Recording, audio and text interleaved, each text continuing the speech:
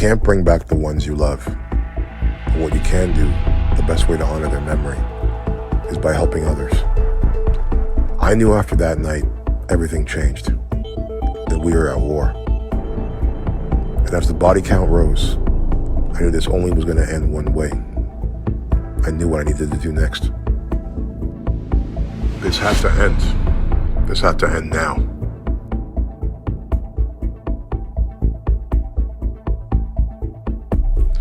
The day I got stabbed, I realized the difference between dying for something and dying for nothing.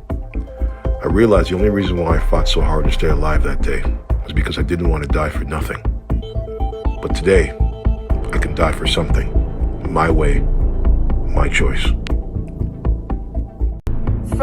The only thing that's changed about Dee is that he's more protective of himself and who he allows in his life. One of my good friends, she's really like a huge hostess. Like, she was very popular in the day, right?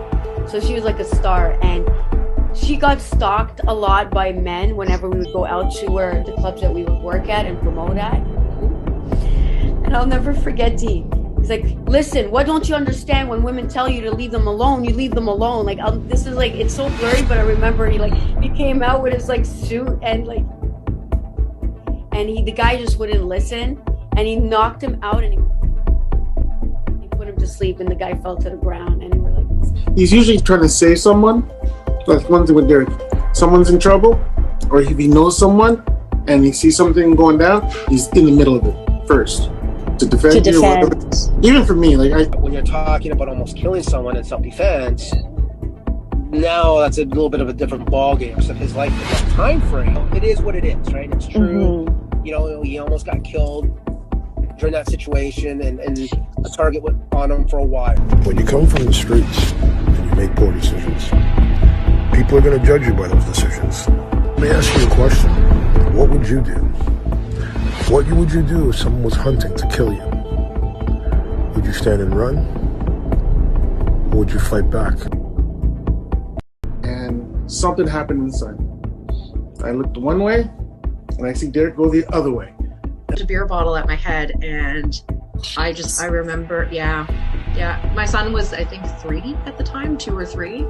And I remember how pissed he was. And because he was more mad at himself because he wasn't right there in the instant to stop it, to prevent it from happening. Mm-hmm. I was covered in blood everywhere in the middle of the club, and he took the guy outside, and I thought he was going to kill him.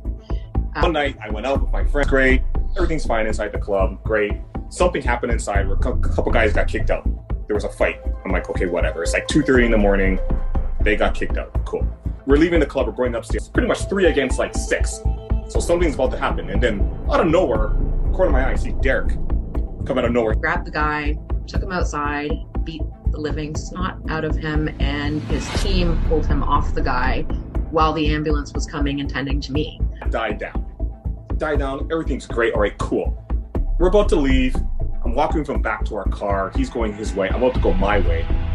And then some random guy, out of nowhere, some dude, I don't know what he is, said something to Derek. Lines of, oh, you think you're so tough? I was like, who the heck is this guy?